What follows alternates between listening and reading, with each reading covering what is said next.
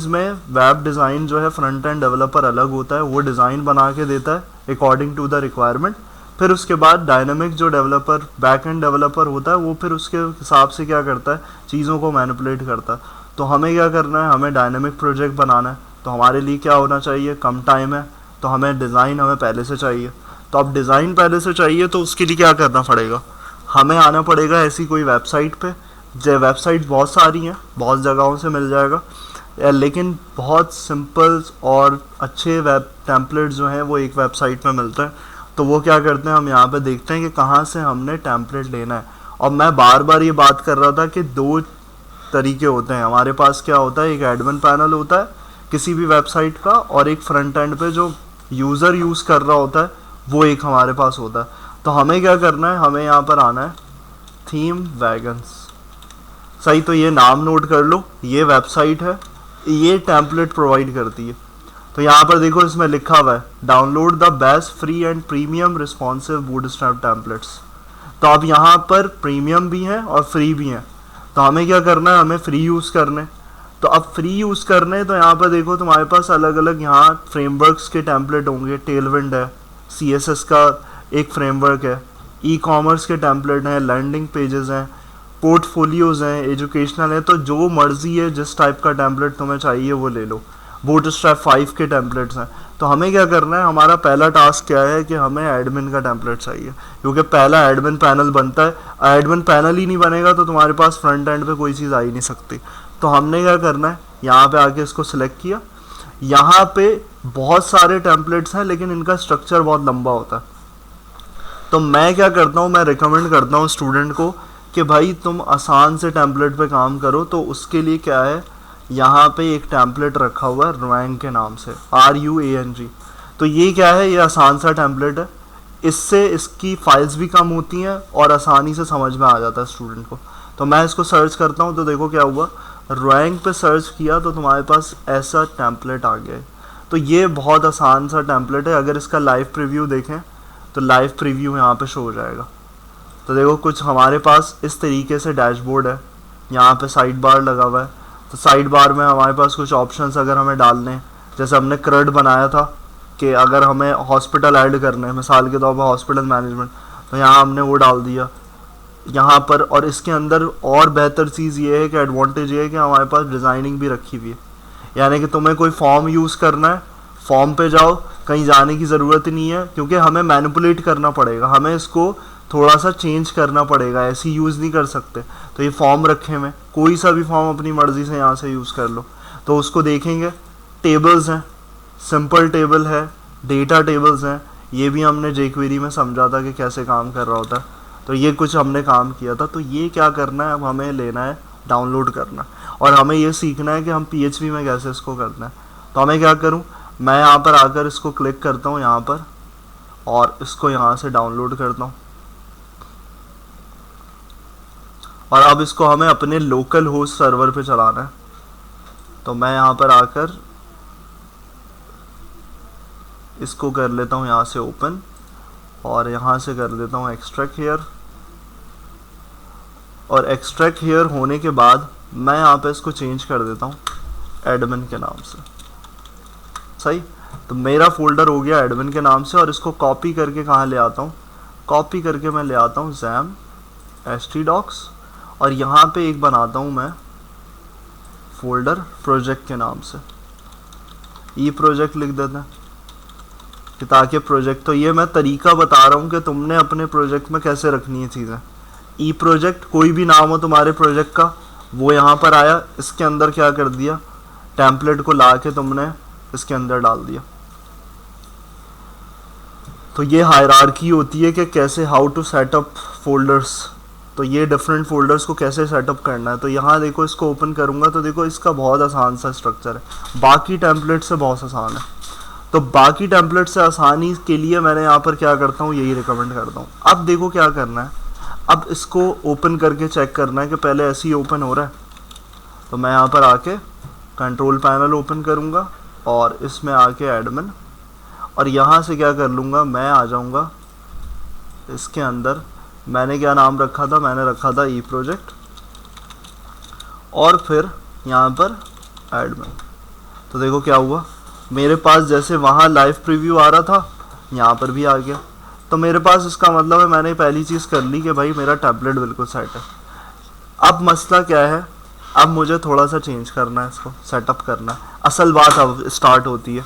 ये सब तो आसान था, अब मुझे क्या करना है, मैं क्या करूँगा, मैं आके यहाँ पे अपने ई प्रोजेक्ट के फोल्डर को, यहाँ ये नज़र आ रहा है, इस पे आके क्या करूँगा, मैं यहाँ पे CMD करूँगा, ताकि मेरे पास ई प्रोजेक्ट में जितने फोल्डर्स बनाऊँ वो सब मेरे पास स्ट्रक्चर वाइज नज़र आ रहे हैं। तो अब यहाँ पे एडमिन का फोल्डर मेरे पास ई प्रोजेक्ट के अंदर ऐसे ओपन हो गया। अब मुझे इसको करना है चेंज। क्या करूँगा चेंज, तो यहाँ पर देखो, यहाँ मुझे नज़र आ रही है इंडेक्स की फ़ाइल।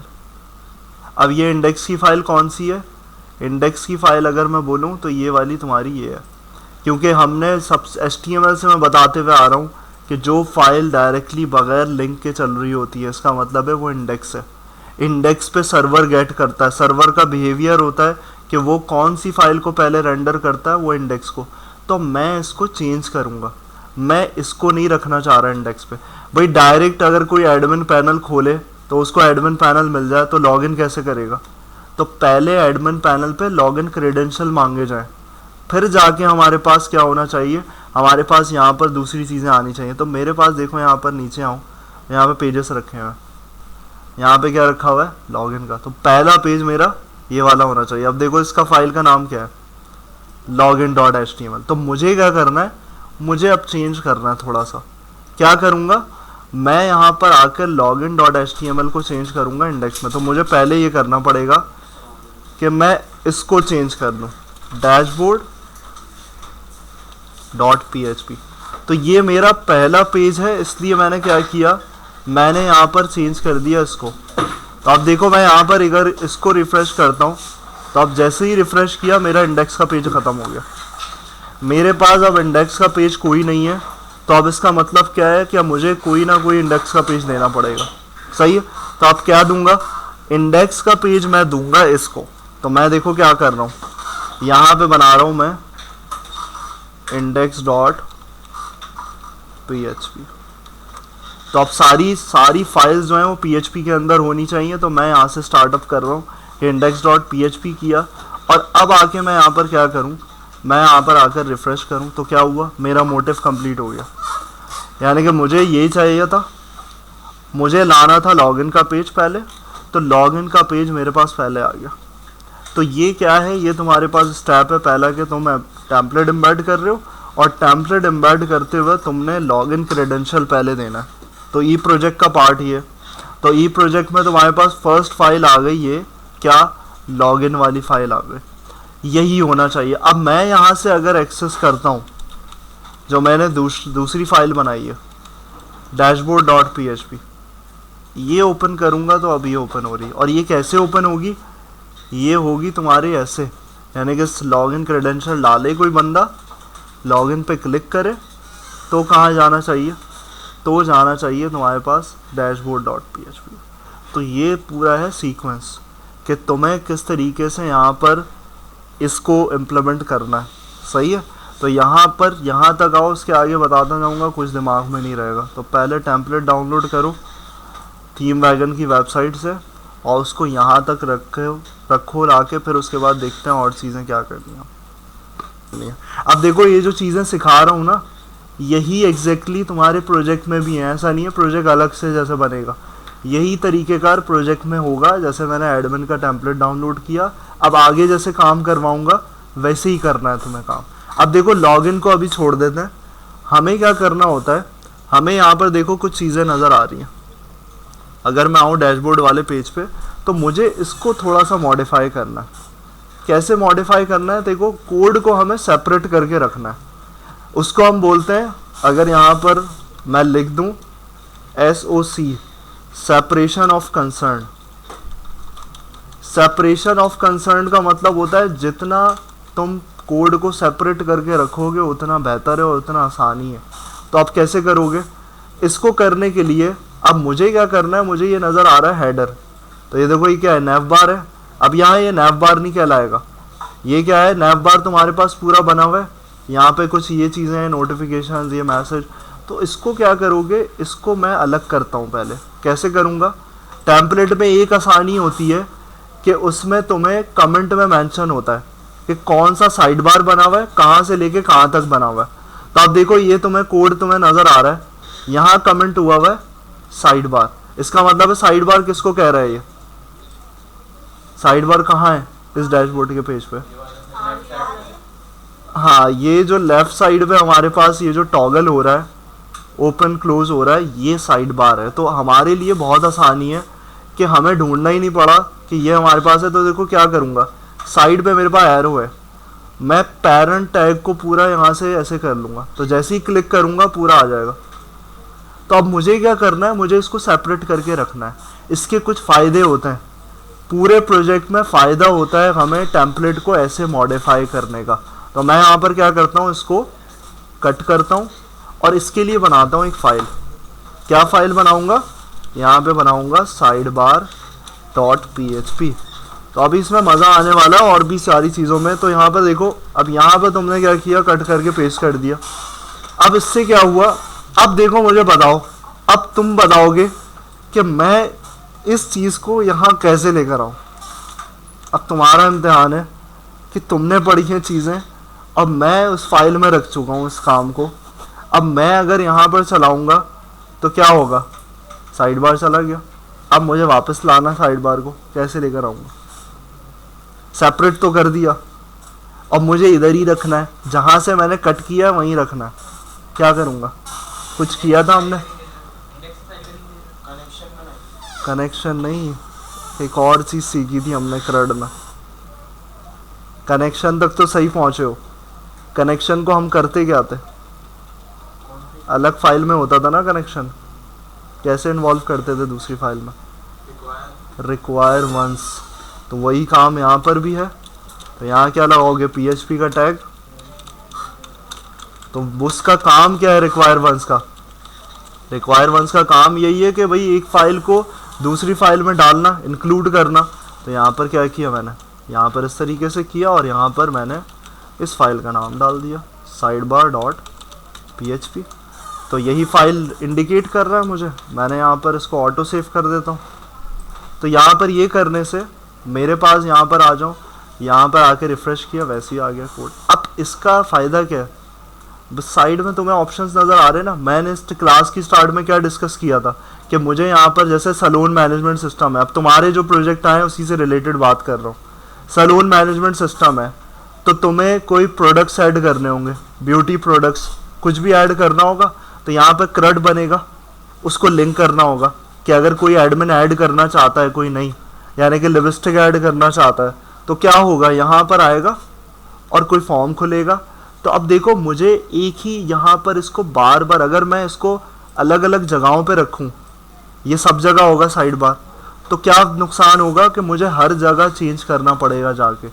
अभी क्या फ़ायदा होगा कि मैं एक जगह चेंज करता रहूँ बस, और उसको रिक्वायर वंस करके जहाँ ज़रूरत पड़े वहाँ लगा दूँ।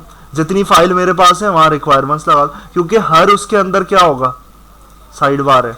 तो ये साइड बार क्या हो जाएगा, मैं सिर्फ इसको कट करूँगा और रिक्वायर वंस करके यहाँ लगा दूँगा। तो जो चेंज करूँगा मैं, वो डायनामिकली कहाँ चेंज हो रहा होगा, हर जगह चेंज होगा। तो ये एडवांटेज है। पहला तो साइड बार का तुम्हारे पास एडवांटेज, ये समझ में आ गई चीज़ भाई कि कैसे हुआ। अब क्या करना है, अब यही सिनेरियो जो है हेडर पे अप्लाई करना है। तो मैं सिर्फ अभी इस फाइल पे काम कर रहा हूँ, तो मैं क्या करूँगा, यहाँ पर देखो अगला ही हेडर है, इसको एरो को किया क्लिक, ये आ गया मेरे पास, इसको कट किया और यहाँ पर आकर एक फ़ाइल बनाई। अब इसको टॉप बार का नाम भी दे सकते हो, हेडर भी लिख सकते हो, या नैव बार भी लिख सकते हो, मर्जी है तुम्हारी। और इसको यहाँ पे पेस्ट कर दिया, ये भी सेपरेट हो गया। और यहाँ पर आकर जो जगह जहाँ से कट किया था याद रखना, उसी में लाके, क्योंकि डिज़ाइनिंग ख़राब हो जाएगी, इधर उधर करोगे तो डिज़ाइनिंग पूरा इफ़ेक्ट पड़ जाएगा डिज़ाइन पर। तो यहाँ पे मैंने क्या किया, यहाँ पर लिख दिया हेडर डॉट PHP। और तुम्हारे लिए फ़ायदा ये है कि तुम क्या करो, कट करके पहले यहाँ लिख लो और फिर उसके बाद वहाँ जाके फाइल बनाओ। तो वो क्या होगा, वो तुम्हें याद रहेगा कि कहाँ से कट किया था तुमने।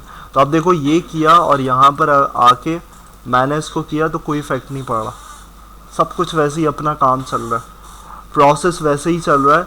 तो ये काम हमारे पास हो गया पहला।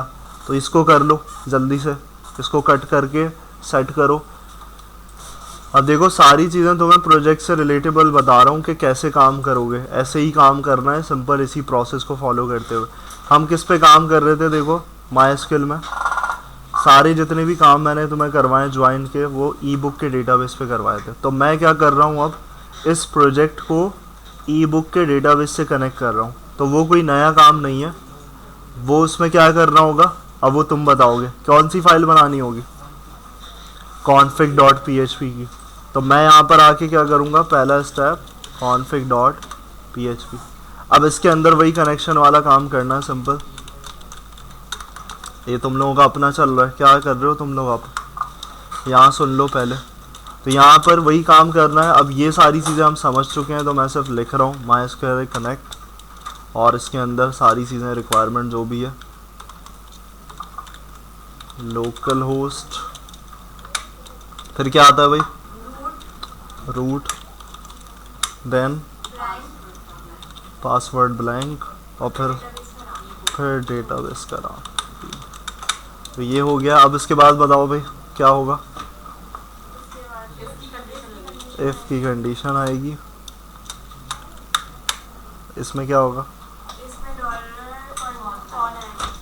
डॉलर कौन आएगा सिर्फ, या फिर उससे पहले भी कुछ आएगा, माविया क्या आएगा, वहाँ कहाँ मसरूफ़ मीटिंग कर रहे हो अपनी दोनों, कौन आएगा, तो ये सही है।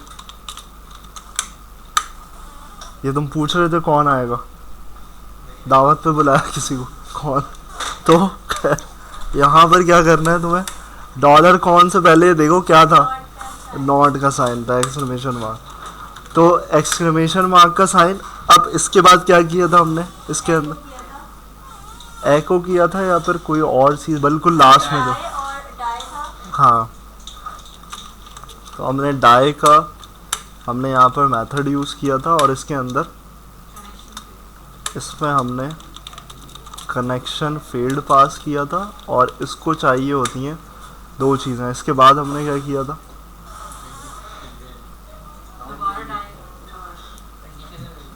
कंडीशन लगाई थी, इसके बाद कुछ भी नहीं किया था। हाँ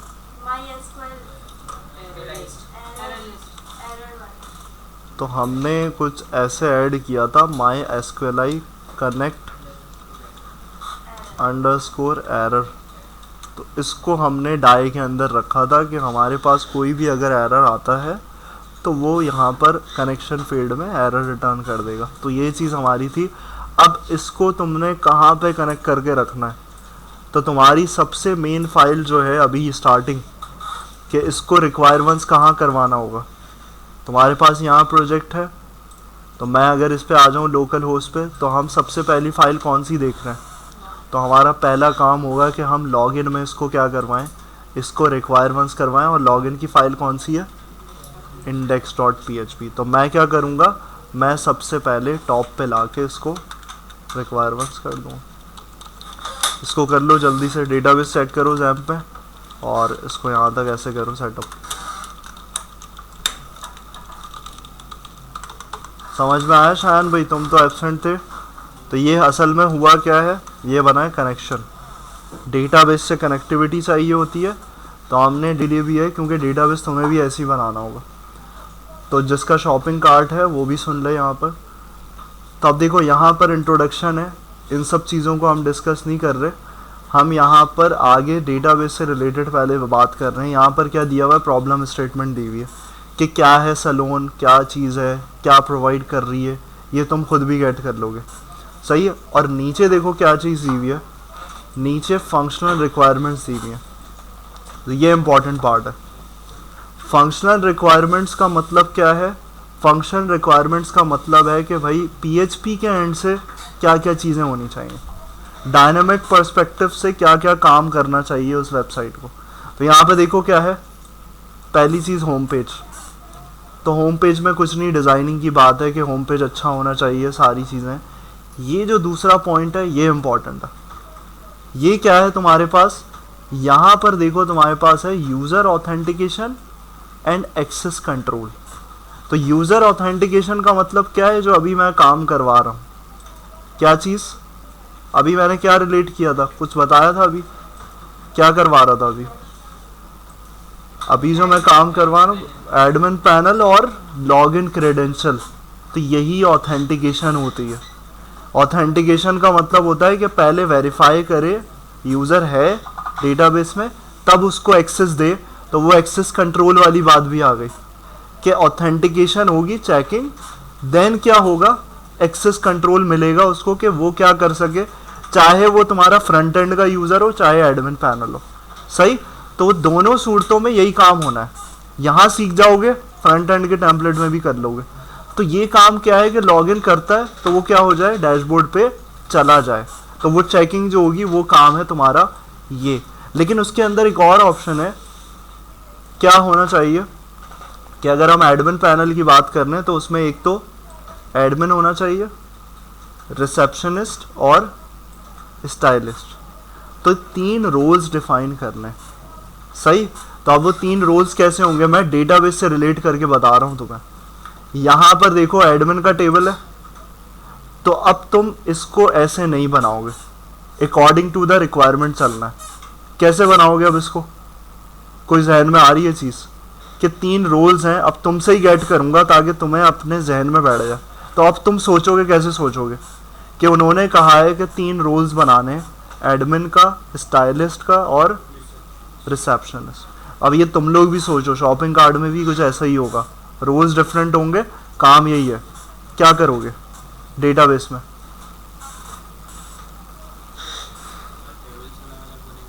इस ई बुक के डेटाबेस को देखो, इस ई बुक के डेटाबेस को देखो, इसमें रोल कितने हैं, गेट करके बताओ। इसमें रोल्स कितने हैं, अगर मैं ई बुक की वेबसाइट की बात करूं, मैंने जो डेटाबेस बनाया हुआ है, मैंने कैसा कंसिडर रख के बनाया, इसमें तुम्हें कौन सा टेबल नज़र आ रहा है, एडमिन का नज़र आ रहा है। इसका मतलब कितने रोल्स रखे हैं, एक ही रोल है, यानी कि एडमिन। तो हमें क्या करना पड़ेगा, तो तुम्हारी कुछ स्पेसिफिकेशन के हिसाब से क्या हो जाएगी चेंजेस, क्या होगा, एक होगा कौन सा, यूज़र का टेबल, जो कि तुम्हारा एडमिन, जो भी कोई रोल है वो होगा, और दूसरा क्या होगा, कौन सा टेबल होगा, रोल्स का। यहाँ से कहानी शुरू होती है फॉरेन की और तुम्हारे मेन टेबल की। तो अब तुम बताओ कि फॉरेन की कहाँ जानी चाहिए। रोल्स मैंने डिफाइन कर दिए, इंसर्ट कर दूंगा मैं रोल्स। क्या करूँगा मैं इंसर्ट, कि भाई स्टाइलिस्ट है, और कौन है, एडमिन है, और कौन है तीसरा, रिसेप्शन है। ये हो गई। तो ये 3 क्या, ये बुक और कैटेगरी को रिलेट करो, जो मैं वहाँ समझाता था।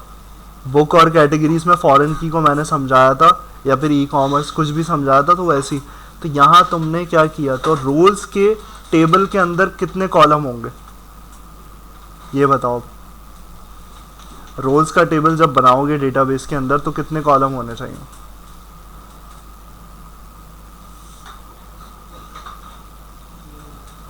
कितने कॉलम होने चाहिए, 5 कॉलम। क्यों भाई, मुझे स्टोर क्या करना है, स्टाइलिस्ट, एडमिन और रिसेप्शन, यही नाम स्टोर करने। सही, तो अगर मैं कुछ यहाँ पर, अगर मेरे पास ये हो टेबल पहले से, स्कूल का डेटाबेस यहाँ पर है, स्टूडेंट्स का है नहीं। एम्प्लॉय और डिपार्टमेंट वाले में हमने काम कैसे किया था, यहाँ देखो बुक्स है, यहाँ पे देखो क्या है, कैटेगरीज में क्या क्या रखा हुआ, स्टेटस है, आईडी और नेम। तो अब अगर मैं रोल्स का पूछ रहा हूँ तो तुम्हारा जवाब क्या होना चाहिए, क्या क्या होना चाहिए उसमें, बताओ भाई अब्दुल करीम। रोल्स में क्या क्या कॉलम होंगे, रोल आईडी होगी, और दूसरा स्टेटस क्यों होगा, रोल का नाम होगा। तो कॉलम आ गए हमारे पास कि भाई कॉलम क्या होने चाहिए, रोल आईडी होनी चाहिए और रोल नेम होना चाहिए बस। और रोल स्टेटस भी हो सकता है, इसको भी रख सकते हो। किस वजह से? कि अगर ऐसी अथॉरिटी हो एडमिन के पास कि वो क्या कर दे, डीएक्टिवेट कर दे, किसी यूज़र को एक्सेस ही नहीं था, यानी कि डीएक्टिवेट करके उसको बंद कर दे, कि बोले भाई आप, मैंने कुछ एक्टिविटी ऐसी देखी है तो आप इसको कर ही नहीं सकते, आप लॉगिन ही नहीं कर सकते, आपने भले रजिस्टर कर लिया। तो खैर इसको आसान रखते हैं, यहाँ तक आते ही नहीं है। यहाँ पर 2 कॉलम्स सही है, जो उन्होंने बोला है, उन्होंने ये स्पेसिफिकेशन बताई, बोली नहीं है, तो जितना काम बोल रहे हैं उतना करो। उन्होंने ये बोला ही नहीं कि वो कोई आए और वो गलत एक्टिविटी परफॉर्म करे, उसको डीएक्टिवेट कर दिया जाए, तो ये सब कहानी नहीं है। उन्होंने बोला है कि रोल्स थे, रोल्स की बात हो गई। यूज़र में क्या क्या रखोगे? यूज़र नेम, सबसे पहली चीज़ तो ये होगी, यूज़र आईडी, यूज़र नेम। अब एज ज़रूरी नहीं है, देखो इसको, इस टेबल को देखो,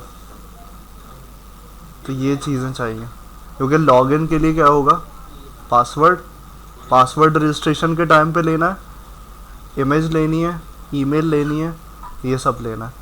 तो यहाँ पर क्या करो, इसको आसान रखो, you I D, you name, you email और यू पासवर्ड, बस। तो ये चीज़ तुम्हारे पास। अब देखो कॉलम एक और आएगा, क्यों आएगा, अब मैं क्यों कह रहा हूँ, फॉरेन की के लिए, क्योंकि रोल्स की बात जो हमने करी है, तो रोल्स के टेबल, तो हमारे पास क्या होगा, हमारे पास एक और कॉलम बनेगा रोल्स का, जिसमें किसको, फॉरेन की रिलेशनशिप किससे बनाओगे, इसकी आईडी से। क्लियर हो रही है चीज़, समझ में आ रही है बात? तो ये हमने डेटाबेस पे इतनी मेहनत इसलिए करी है, माइस्क्यूएल पे, वो बात यही है कि यहाँ पर असल इम्पॉर्टेंट ही डेटाबेस होता है, तो उसके अलावा बगैर काम ही नहीं हो सकता। तो यहाँ पर देखो इस तरीके से होगा काम, सही है। तो ऐसे काम, पहली चीज़ तुम्हें ये बता दी मैंने कि तुम जो यहाँ पर बोल रहे थे, यहाँ जो हमें डिस्क्राइब किया हुआ था, अब देखो वो चीज़ें, देखो क्या हुआ, ये जो मैं बता रहा हूँ वही चीज़ें बोल रहा है। User should log in securely using user name या ईमेल एंड पासवर्ड ऑथेंटिकेशन। तो वही जो चीज़ हमने टेम्पलेट में अभी सेट करी है, उसी की बात कर रहा है, इसी को पूरा कर रहा है अपनी चीज़ें, स्पेसिफिकेशन, सही। तो ये चीज़ हो गई पहले। अब देखो उसमें कुछ चीज़ें और हैं कि एडमिन आगे क्या करेगा, एडमिन क्या करेगा, देखो यहाँ पर क्या है, users can view available time slots for different services. तो अब देखो तुम्हें टेबल्स यहीं से मिलेंगे। अभी हमारा टारगेट क्या है, डेटाबेस के टेबल बनाना। तो तुम्हें यहाँ से कुछ गेट हो रहा है कि कोई टेबल आना चाहिए, टाइम स्लॉट्स का, और एक और सर्विसेज। तो ऐसे गेट करते हैं। ई प्रोजेक्ट स्पेसिफिकेशन में से उनकी फंक्शनल रिक्वायरमेंट्स में ही तुम्हें टेबल मिलेंगे। तो तुम्हारे पास तुम्हें 2 टेबल और मिल गए, टाइम स्लॉट्स और सर्विसेज। अब इन दोनों टेबल में कोई रिलेशनशिप होना चाहिए, बनता है तुम्हारे हिसाब से या नहीं बनता, बताओ? बनता है। किस में किसकी फॉरेन की लगेगी?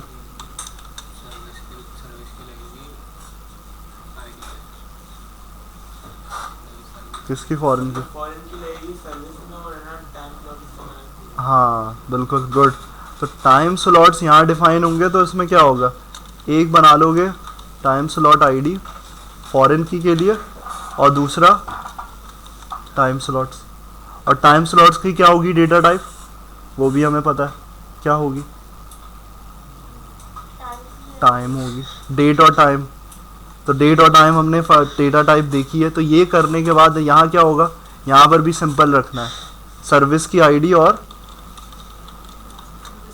सर्विस नेम, बस। और बाकी एक और कॉलम कौन सा होगा, वो होगा हमारा टाइम स्लॉट, जो कि फॉरेन की का होगा। यही आईडी जाएगी हमारी फॉरेन की। तो देखो तुम्हें ऐसे मिलते हैं ई प्रोजेक्ट स्पेसिफिकेशन में से तुम्हारे टेबल्स कि डेटाबेस कैसे करना है, सही। तो यहाँ पर देखो ये चीज़ हो गई। उसके बाद फॉरेन की टाइम स्लॉट्स में नहीं, लॉजिकल नहीं बनेगा ना। अगर मैं बोलूँ तो मुझे ये बेहतर लग रहा है, वो उल्टा हो जाएगा, क्योंकि सर्विस असल है ना, सर्विस के नाम इम्पॉर्टेंट है। तो सर्विस का नाम आ रहा है, उसके साथ टाइमिंग चाहिए हमें। तो ये देखना पड़ता है, ये देखना होता है कि मेन चीज़ क्या है, किसके बिहाफ पे टाइम बता रहे हो। सर्विसेज के बिहाफ पे टाइम बता रहे हो तो इम्पोर्टेंट क्या हुआ, सर्विस हुई। तो सर्विस पहले होगी, फॉरेन की किस में लगा रहे हो, सर्विस के अंदर। तो ऐसे इस तरीके से जर्नल सोच के उसको लॉजिकल इम्प्लीमेंटेशन ऐसे करनी होती, सही है। तो अभी देखो यहाँ पर क्या हुआ, यहाँ पर हमें ये मिल गया। अभी इसको छोड़ दो, एबिलिटी टू बुक, रीस्केजुअल और कैंसिल अपॉइंटमेंट। इसका मतलब क्या है, ये अगर ये बात करो ना तो ये हम सब कुछ कर चुके हैं। कैंसिल अपॉइंटमेंट का मतलब क्या है, कैंसिल अगर करो तो कौन सी क्वेरी चलनी चाहिए, डिलीट वाली क्वेरी। तो फंक्शनल रिक्वायरमेंट सिर्फ कीवर्ड्स का गेम है, अगर हमें काम पता हो तो आराम से कैद हो सकता है। कैंसिल हमने यहाँ से किया तो वो क्या होगा, अपॉइंटमेंट जो भी हुआ है वो डिलीट हो जाएगा। तो अब यहाँ से एक और टेबल नहीं मिल रहा हमें, एक और टेबल मिल रहा है, कौन सा मिल रहा है, डेटाबेस। कौन सा टेबल है, डेटाबेस तो खुद बना रहे हैं। हाँ, बुकिंग से बेहतर एक और हमें नाम मिल रहा है, अपॉइंटमेंट। क्योंकि सैलून का हर जगह देखो, कभी बुकिंग बहुत कम यूज़ होता है, डेटाबेस में ज़्यादातर अपॉइंटमेंट का टेबल यूज़ होता है। तो बुकिंग का भी बना सकते हैं, दोनों। यहाँ पे तुम्हारे पास चॉइस है कि तुम यहाँ पर बुकिंग का बनाओ या फिर अपॉइंटमेंट, दोनों एक ही चीज़ हैं कि बुक कर लिया या अपॉइंट कर लिया। अब इसमें क्या क्या आना चाहिए, इसमें अपॉइंटमेंट आईडी आ गई। बताओ भाई आशिर, और क्या होना चाहिए, अपॉइंटमेंट टाइम, सही है। अपॉइंटमेंट टाइम कैसे लगाओगे, ये भी आसान है, ये भी मैंने डेटाबेस में पढ़ाया हुआ। अपॉइंटमेंट टाइम कैसे, हाँ लेकिन डेट हम तो नहीं मेंशन करेंगे ना, सेलेक्ट करनी है करंट डेट टाइम, जो मैंने डिफ़ॉल्ट में पढ़ाया था। Current time stamp automatically date get होगी, जिस टाइम पे वो अपॉइंटमेंट करेगा उस टाइम पे हमारे पास डेट। तो सारी चीज़ें पड़ी हुई हैं। अपॉइंटमेंट टाइम हो गया, उसके बाद क्या है, उसके बाद एक और इम्पॉर्टेंट चीज़ है। किसकी अपॉइंटमेंट की बात हो रही है, किसकी अपॉइंटमेंट, सर्विसेज की अपॉइंटमेंट, कि कौन सी सर्विस पे अपॉइंट कर रहा है। तो क्या हुआ, तुम्हें फॉरेन की मिली, यहाँ पर किसकी फॉरेन की आनी चाहिए, सर्विसेज की। तो इसको और आसान कर दूं तो मैं यहाँ ये लिख रहा हूँ रिकॉर्डिंग में,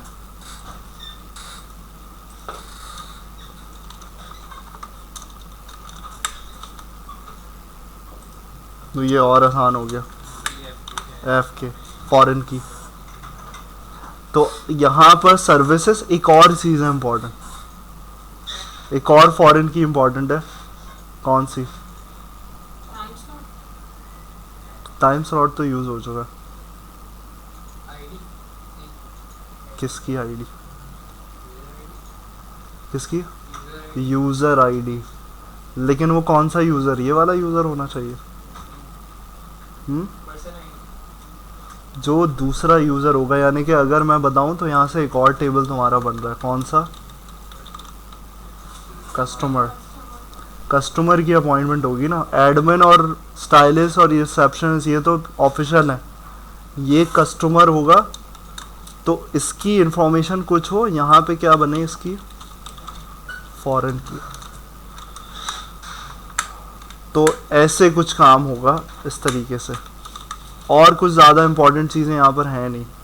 अपॉइंटमेंट टाइम हो गया, सर्विस आ गई, किस चीज़ की है, किस चीज़ का अपॉइंटमेंट लिया।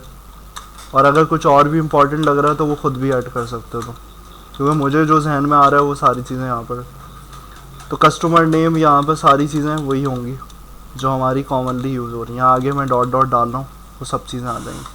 तो इस तरीके से तुम्हारे पास यहाँ तक आ गई। अब देखो यहाँ पर क्या है, यहाँ पर तुम्हारे पास ये वाला काम हो गया इस तरीके से। अब देखो क्या है, क्लाइंट मैनेजमेंट। तो यहाँ पर देखो इसमें आ रहा है, maintain a centralise client database with details like name, contact information, services availed and appointment history. तो ये सब कर चुके हम, इस टेबल्स बना चुके हैं हम। क्लाइंट का भी बना दिया, वो कस्टमर हो सकता है, और वो जो क्लाइंट बोल रहे हैं इसको तुम टेबल का नाम क्या दे सकते हो, ये क्लाइंट। तो कस्टमर हो या क्लाइंट एक ही बात है। तो अब उन्होंने बोला है कि भाई यहाँ पर एक डेटाबेस में ऐसी चीज़ें होनी चाहिए कि क्लाइंट का नाम हो, उसकी इन्फॉर्मेशन हो, सर्विस कौन सी अवेल कर रहा है, अपॉइंटमेंट हिस्ट्री क्या है। अगर इस चीज़ को देखो सब सिनेरियो हो चुका है। हमने अपॉइंटमेंट की भी बात कर ली और उसमें सर्विसेज भी आ गया, क्लाइंट भी आ रहा है फॉरेन की के थ्रू। तो ये सब चीज़ें तुम्हारे पास ऐसे गेट हो रही हैं, सही है। तो यहाँ पर हमारे पास ये भी हो गया। अब यहाँ देखो तुम्हारे पास क्या है नीचे, इन्वेंट्री मैनेजमेंट। अब यहाँ track inventory levels for salon supplies, example hair products, beauty supplies. और यहाँ क्या लिखा हुआ है, receive alerts for low inventory and generate automatic purchase orders. तो अब देखो इतनी सारी चीज़ें लिखी हैं ना, तो तुम्हें यहाँ से गेट करना है, तुम्हें फंसना नहीं है। मैं कीवर्ड्स को गेट कर रहा हूँ यहाँ से। तुम्हें सबसे मेन कीवर्ड अब मैं देखता हूँ कि तुम्हें क्या गेट हुआ है, ये बताओ। Orders, good. बाकियों के जहन में आया था ये ऑर्डर्स का, जेन्युइनली बताओ कौन सा जहन में आया था दूसरों के इस पूरे 3 लाइन में कौन सा जहन में आया था तुम्हारा? इन्वेंट्री आया था। और दूसरा जिसको आया नहीं उसको टाइम लगेगा। तो जो इन्वेंट्री आया और दूसरा क्या आया, ऑर्डर्स। पहली दफ़ा में आएगा भी नहीं, मैं एक्सपेक्ट भी नहीं कर रहा कि तुम्हारे जहन में आए, क्योंकि पहली दफ़ा प्रोजेक्ट स्पेसिफिकेशन पढ़ लो तो आहिस्ता आहिस्ता ही आएगा काम के साथ। तो यहाँ पर देखो, यहाँ पर ऑर्डर्स इम्पॉर्टेंट है और कौन सा टेबल इम्पॉर्टेंट है, इन्वेंट्री का।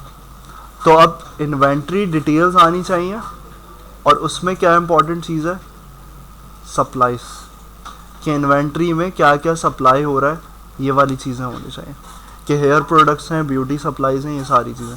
तो पहली चीज़ जो तुम्हारे पास टेबल बनेगा वो बनेगा ऑर्डर्स का।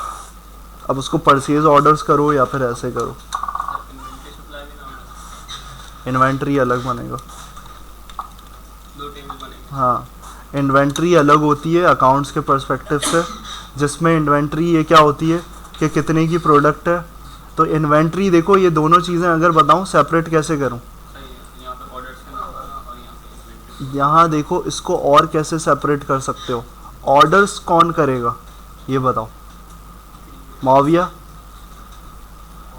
ऑर्डर्स कौन करेगा इन सब टेबल्स में, ऑर्डर कौन करेगा, कस्टमर ऑर्डर करेगा। तो इसको लॉजिकली अगर तुम्हें समझना है, तुम्हें सीखना है, लर्न करना है कि ऑर्डर और इन्वेंट्री में डिफरेंस क्या है, तो एडमिन जो मैनेज करेगा वो क्या होगी, इन्वेंट्री। और ऑर्डर्स किसके एंड की बात हो गई, ऑर्डर्स जो है वो इसमें लिखा हुआ है कि मतलब आपकी सप्लाईज अगर शॉर्ट हो गई है तो आप जो है वो ऑटोमेटिकली ऑर्डर कर दें, यानी कि वो जो सैलून है वो अपने लिए प्रोडक्ट, हाँ वो ऑर्डर करेगा। कस्टमर का तो नहीं हुआ, कस्टमर की भी साइड होगी, कस्टमर की क्लाइंट साइड जब है जो फ्रंट एंड से भी होगी और एडमिन पैनल की भी। तो मैं यही समझा रहा था अभी कि ऑर्डर्स और इन्वेंट्री को पहले डिफरेंस मैं यहाँ पर ऐसे गेट करवा रहा हूँ आसान तरीके से कि इन्वेंट्री मैनेजमेंट क्या होगी, इन्वेंट्री वो होगी जो आप बोल रही हैं, सही है। उसी को मैं एक्सप्लेन कर रहा था कि ऑर्डर्स का टेबल ऐसे कंसिडर कर लें कि वो क्या है, वो ऑर्डर्स का टेबल है जो फ्रंट एंड की बात हो रही है, किसकी, क्लाइंट से रिलेटेड, यानी क्लाइंट जो ऑर्डर कर रहा है, सिंपल सी चीज़। लेकिन सर क्लाइंट अगर सैलून की बात हो रही है तो क्लाइंट ऑर्डर तो नहीं करेगा, वो तो सर्विसेज लेगा ना। तो फिर अपॉइंटमेंट सर्विसेज लेना एक अलग चीज़ है, लेकिन ये तो फिर अगर किसी को कोई चीज़ बाय करनी है तो वो मतलब बाइंग की वेबसाइट पे जाएगा ना, ये तो सैलून सर्विसेज वाला है। मुझे ये चीज़ समझ में नहीं आई। प्रोडक्ट्स लेकिन आप इसकी स्पेसिफिकेशन दी है, उसमें तो उन्होंने मेंशन नहीं किया बात कि वो प्रोडक्ट ही सेल कर रहा है कोई सैलून। उसमें यहाँ पर तुम्हारे पास यहाँ पर क्या लिखा हुआ है, यहाँ पर दोबारा पढ़ लेते हैं। Receive alerts for low inventory and generate automatic purchase orders, record supplier information and cost details.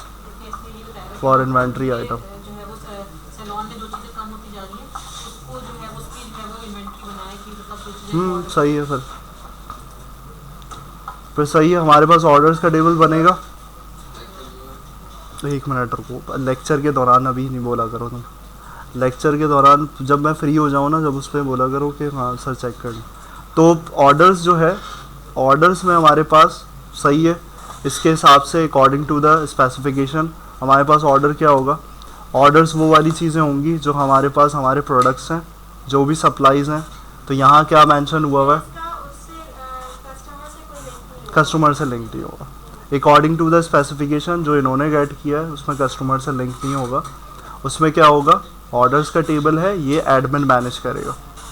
ये क्या मैनेज होगा, ये मैनेज कर रहा होगा यूज़र। तो यूज़र मैनेज करेगा कि भाई यहाँ पर देखेगा कि अगर प्रोडक्ट ख़त्म हो गई है, तो अगर सप्लाई ख़त्म हो गई है तो वो क्या करे, वो दोबारा उसको स्टोर करे कि भाई क्या ज़रूरत है, अभी सैलून में क्या रिक्वायर्ड है। तो उस पर्सपेक्टिव से हमारे पास क्या होगा, ऑर्डरिंग होगी। सही है। और वो ऑर्डरिंग क्या होगी, और वो ऑर्डर कहाँ से होगा, वो आउटसाइड द, यानी कि हम जहाँ से रिलेट कर रहे हैं। तो ये हमारी फिर वेबसाइट का काम नहीं रहा, ये फिर हमारे पास ऑर्डरिंग जो है वो दूसरी सेक्शन से हो रही होगी। सिर्फ हम क्या करेंगे, अपनी इन्वेंट्री मेंटेन करेंगे कि भाई हमने क्या ऑर्डर किया था, वो चीज़ यहाँ रिकॉर्ड आएगा। अगर इसको प्रैक्टिकल पर्सपेक्टिव से बात करूँ तो ये कैसे होगा काम, कि हमने कुछ ऑर्डर किया तो क्या करता है, एक डेटा स्टोर, डेटा एंट्री वाला काम होता है एक्सेल में। क्या होता है कि कुछ भी ऑर्डर किया हमने, जो भी हमारे पास प्राइस लगी, परचेजिंग जो भी काम हुआ, हमने हेयर प्रोडक्ट्स के लिए कोई आइटम मंगवाया था, तो उसके लिए हमने जो भी परचेजिंग करी, तो हम क्या करेंगे, एडमिन पैनल में उसको स्टोर कर देंगे कि भाई हमारी ऑर्डरिंग डिटेल ये है, हमारा इतना खर्चा हुआ है, तो अब हम क्या कर रहे हैं। तो ये अलग हमारे पास क्या है, ये अलग हमारी मैनेजमेंट है, इसका इससे कोई रिलेशन क्लाइंट से कुछ भी नहीं है। क्लाइंट का एक्शन क्या है, according to this perspective, client का एक्शन ये है कि वो सिर्फ अपॉइंटमेंट कर रहा है। सही, इस स्पेसिफिकेशन के हिसाब से ये चीज़ है सिनेरियो। ऑर्डर्स का पर्सपेक्टिव क्या है, ऑर्डर्स का पर्सपेक्टिव है विथ एडमिन पैनल, इससे रिलेटेड है। यानी क्लाइंट को इस चीज़ का नहीं पता कि एडमिन पैनल पे क्या हो रहा है, सप्लाई आई है, क्या हुई है, कुछ भी नहीं, वो हमारा कंसर्न है, हम जो कर रहे हैं काम वो वाली चीज़ है। सही। तो ये चीज़ हमारे पास इन्वेंट्री मैनेजमेंट से रिलेटेड हो गई। तो उसमें 2 टेबल्स बनेंगे, और उसमें 2 टेबल्स में ऑर्डर्स का अगर बात करें तो ऑर्डर्स का हमने देखा हुआ है। ऑर्डर्स में हमारे पास क्या होता है, ऑर्डर्स में हमारे पास मल्टीपल चीज़ें होती हैं। तो अब ऑर्डर में किसने किया है उसकी भी ज़रूरत है, यूज़र की। तो बिल्कुल ऐसे ही होना है, ऑर्डर की आईडी, यूज़र आईडी, और उसके बाद यहाँ पर हमारे पास ये जो पिन कोड है, ये सिटी एड्रेस, ये सब क्या है, ये क्लाइंट के पर्सपेक्टिव से, तो ये कॉलम नहीं आएंगे। तो दूसरी चीज़ें क्या आएंगी कि कौन सा प्रोडक्ट ऑर्डर किया गया था, वो वाली चीज़ आएगी। अब वो प्रोडक्ट का टेबल बनाने की ज़रूरत नहीं है हमें, क्योंकि हम क्या कर रहे हैं, आउटसाइड हम ऑर्डरिंग कर रहे हैं बाहर से। तो हमें सिर्फ क्या करना है, एंट्री करनी है, अपने पास स्टोर्ड रखना है। तो वो ट्रैकिंग, यहाँ वर्ड यूज़ हुआ हुआ एक, ट्रैक इन्वेंट्री लेवल्स। तो ट्रैक का मतलब है कि हमें अपनी ट्रैकिंग के लिए बनाना है कि क्या हमने ऑर्डर किया था, कितना खर्चा आया था, तो वो सारी चीज़ें तो हमें ये खुद स्टोर करना है इंफॉर्मेशन। तो हमारे पास इसमें अगर कॉलम लिख लें हम ऑर्डर्स के अंदर, तो वो क्या क्या होंगे, ऑर्डर आईडी, यूज़र आईडी आएगी, और हमारे पास क्या आएगा, हमारे पास आएगा कि कौन सा प्रोडक्ट है, प्रोडक्ट नेम आएगा। और क्या आ सकता है इसके अंदर, प्रोडक्ट नेम के बाद हमारे पास क्या हो सकता है, प्राइस हो सकती है प्रोडक्ट से। और दूसरी चीज़, जिस कंपनी से हमने प्रोडक्ट अवेल करी है उस कंपनी का नाम हम स्टोर कर सकते हैं। तो हमारे पास हमें पता चल जाएगा कि हाँ भाई इस कंपनी से हमने, तो यहाँ पर हम ऐसे कर सकते हैं कंपनी नेम। तो अब ये इन्वेंट्री, मेंटेनिंग इन्वेंट्री ऐसी होगी, तो ये हमारे पास ऐसे हो गया। अब इसमें और क्या आ रहा है वो भी ऐड कर सकते हैं। ये हमारे पास इस तरीके से टेबल बनेगा। सही है। तो ये चीज़ हमारे पास हो गई इन्वेंटरी मैनेजमेंट से रिलेटेड। ये जो हमारा ऑर्डर है इसमें बस कोई फॉरेन की नहीं, एग्जांपल एडमिन यूज कर रहा है। हाँ, इसमें ये फॉरेन की है, ये जो यूज़र आईडी मैंने बताई है, ये वाली फॉरेन की कौन सी है, ये वाली फॉरेन की है, ये वाली। ये जो यूज़र का टेबल हमारे पास बना हुआ है, इसी की आईडी जो है वो यहाँ पर फॉरेन की होगी, क्योंकि एडमिन से रिलेटेड है। तो एडमिन कौन क्या कर रहा है, अब वो एडमिन ये स्टाइलिस्ट नहीं करेगा, रिसेप्शनिस्ट नहीं करेगा, ज़्यादा अथॉरिटी क्या होगी, वो एडमिन करे ऑर्डर्स को मेंटेन। सही, तो ये वाला हमारे पास हो गया, ये क्लियर पर्सपेक्टिव। उसके बाद नेक्स्ट स्टाफ मैनेजमेंट। तो क्या है यहाँ पर, manage staff profiles with details like name, contact information, work schedule and commission rates. तो अब इसमें कौन सा टेबल गेट हो रहा है तुम्हें, इसमें टेबल कौन सा गेट हो रहा है तुम्हें? इसमें एम्प्लॉय का नाम भी रख सकते हो, या फिर स्टाफ जो बोल रहा है उस टेबल का नाम, ऐसे भी हो सकता है। और उसके अंदर हमारे पास क्या क्या बोल रहे हैं, उसके अंदर जो कॉलम बनेंगे, तो यहाँ पर हमारे पास एक और टेबल आ जाएगा,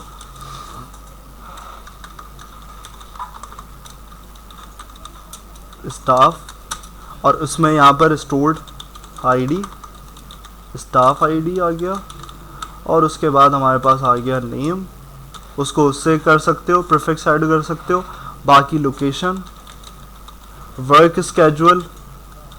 अब इसमें देखो वो वाला सिनेरियो इम्प्लीमेंट कर सकते हो। वर्क स्केड्यूलिंग में क्या आएगा, वर्क स्केड्यूल में क्या आना चाहिए, वर्क स्केड्यूल में अगर यहाँ पर बोल रहे हैं वो कॉलम ऐड करने के लिए, तो वर्क स्केड्यूलिंग में शिफ्ट्स हो सकती हैं, जो भी चीज़ें हैं तो वो यहाँ पर ऐड होंगी। सही है। और उसके बाद एक और चीज़ क्या बोल रहे हैं वो, उसके बाद बोल रहे हैं कमीशन रेट्स। तो अब वो कमीशन रेट्स कैसे निकलेंगे, सैलरी।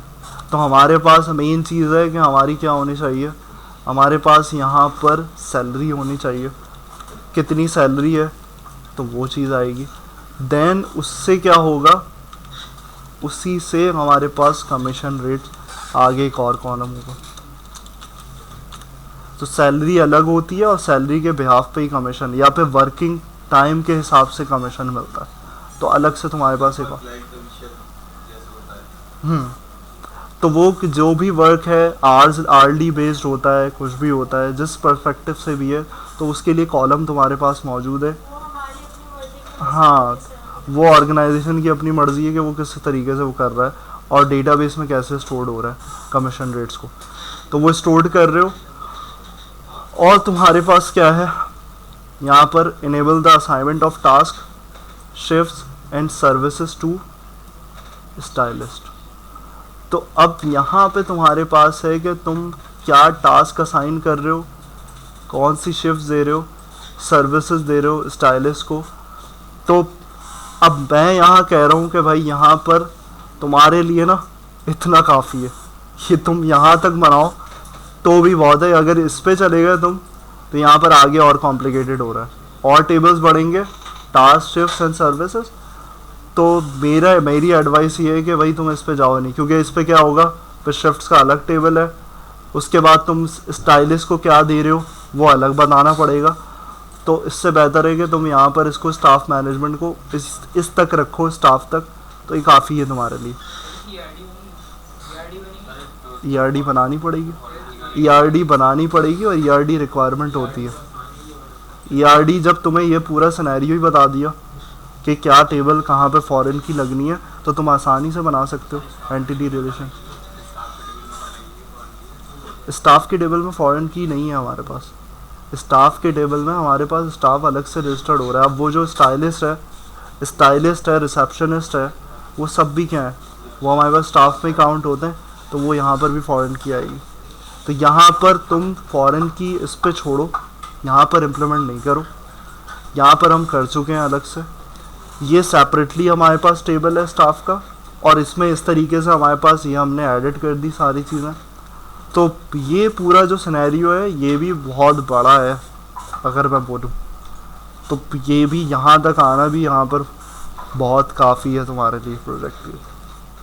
तो पहला काम है, तुम पहले क्या करो, पूरा डेटाबेस बनाओगे। तो पहले ERD बनाओ, उसको डेटाबेस इम्प्लीमेंट करो, और इसमें टाइम नहीं लगाना। ERD बना रहे हो तो एक दिन में बनाए कोई बंदा, और दूसरा फिर क्या करे, डेटाबेस बना रहे। सही है। तो अभी तुम लोगों का भी 3 तारीख तक है ना, 3 डेट तक, तो तुम लोग भी इसको ज़रा स्टार्ट करो प्रोजेक्ट को, फिर आगे की जो है शायान